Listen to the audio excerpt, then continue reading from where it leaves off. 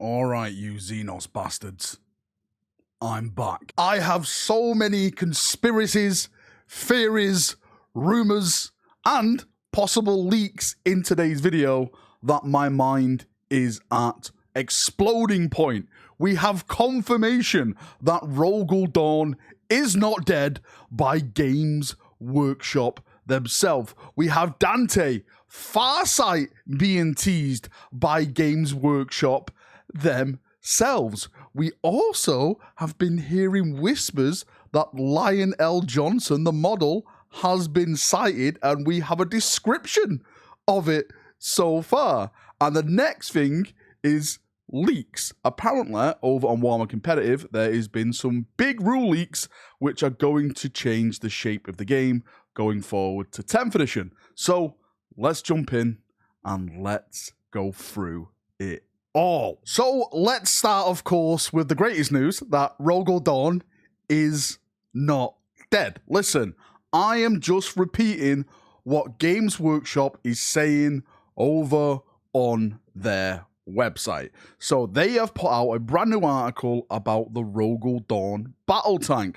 They go through all the design process, you know, say how amazing it is, and right at the end of the article, right, I'll put it on the screen somewhere right now, there is a little bit of text that says, the tank, not the missing Primarch. Missing is the main word here. They could have now stated that Dorn was indeed dead, but they didn't. They said he's missing instead.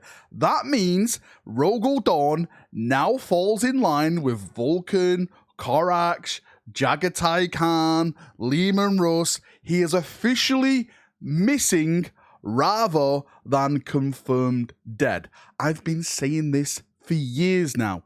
If you show me the body, I will say he's dead. No body equals no death. This is a Hollywood script. If there's no body, it means there's a chance of that person, that being, coming back and appearing in the story one more time. And Games Workshop have now confirmed that over on their website. So for all you Iron losers, suck it.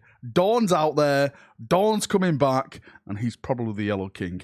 Anyway, let's move on to the next subject to talk about. Now, moving on, I'm sure a lot of you have been bored by this, and that is the Lion. Lionel Johnson, right, is I'm doing it, right? Lionel Johnson is returning. I don't know when he's going to return, but he is returning. Apparently, it's rumored right before 10th edition, and a person whom I trust, that's all I'll say, has a friend. It's a friend of a friend. Oh my God, this does sound like you need all the salt in the world. Apparently, they have saw the model, and they give a description of said model.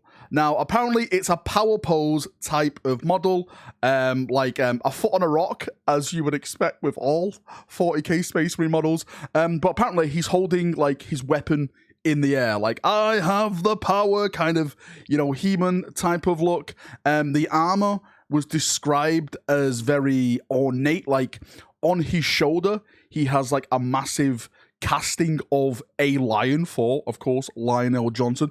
The best way I could describe it is, think of it as Tywin Lannister, but 40k. Maybe that is yeah, I think that is the best way to describe it. But I trust this person. It doesn't mean that you have to trust this person. Again, the Lion is coming, right? It's definitely happening. It's definitely coming.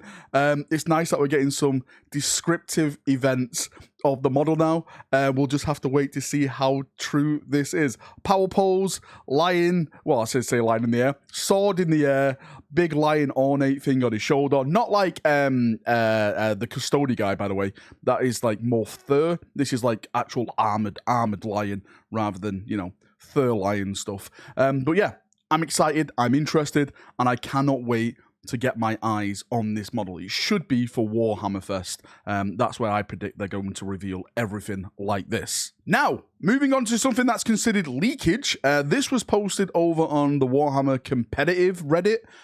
It was sent to me like a million times, so I'm just including it in this video so we can have a little talk about it. I'm going to put it somewhere in the background right now. Apparently, this is going to be some of the big changes that are coming to some of the factions in Warhammer 40,000 with the next big update. It's probably going to be in January. I'm hearing there's going to be a big thing for Space Marines in January. Yeah, massive, which again gives me hope as a Space Marine player, because hopefully they start performing well again on the tabletop, because at the moment they are bottom tier, especially the Imperial Fists. So as you can see, it says new data slate leaks. Flamers has D3 plus 3 shots. Adeptus Mechanicus get AOC, which is Armor of Contempt, which is -1 from AP weapons. SM Scouts are moved to troops. I don't really use scouts in my army. If you use scouts, is that a good thing for you? To be fair, I don't really do that. Custodies get obset back for FA and Elite. Again, I don't really play Custodies. Custody players, let me know, is that good for you? I'm more or less focused on the Space Marine stuff. The next one is the big interesting one to me. It says, SM Doctrines now stack from round 3 if you have all them active. Now, I have heard something different. Now, the thing is, these are all considered playtester stuff, right? So we don't know what's real at this point. I heard that they were actually going back to what they had in 8th edition, where you could just stick in whatever doctrine you wanted. So as an Imperial Fist, I could stay in the Heavy Doctrine, no matter what, right? I could stay in the Tactical Doctrine, the Combat Doctrine, no matter what. That's what I heard that was happening. But again, they could have changed that to this new one now, which is SM Doctrines now start from round 3. To be fair, from round 3, that could be kind of broken, I say, for Space Marines, because instead of getting one, we get all of them.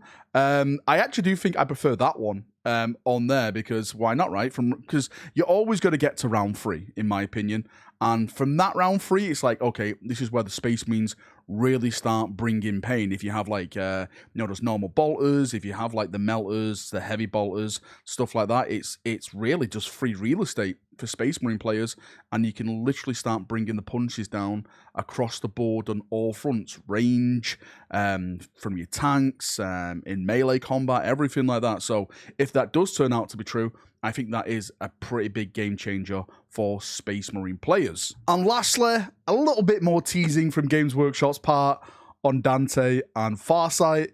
There was an article while I was in my fever dreams about a new Flesh Terror book, and the opening text stated, let me just get it over here, Blood Angels, World Eaters, Commander FARSIGHT. That's all it said. Do I really have to put this back on? I know, but they're coming, right? They are coming. I promise you, they are coming. There's a new DANTE model, there's a new Commander FARSIGHT model. Book 4 of the Arcs of Omen is going to be about FARSIGHT. Apparently it's FARSIGHT fighting orcs, if I'm not mistaken, in the lore context of it. Super excited about it. I'm super excited to see the new models, everything that they bring to the table. It really is going to be a massive time next year for Warhammer 40,000 in terms of, lore and models. I'm not too sure about the rules. Really, I don't care about the rules that much, and I'm on it from the collecting side and the lore side of things. But yeah, that's me done. That's me finished waffling about as I normally do. I'm feeling better now. I'm probably like 95% returned to you. I'm going to be doing a ton of videos to catch up of all the content I've missed this week. I'm going to talk more about the Henry Cavill stuff and Amazon partnership, because there's a lot of people who are scared about that still. I'm going to be showing off my new gaming room, because I say it's nearly finished, but there's a lot of work that's been done to it, which I haven't shown off yet. So yeah, really excited, absolutely buzzing to be back, and I'll see you all very, very soon. Love you all. Much love. See you now. Have a great day, and bye-bye.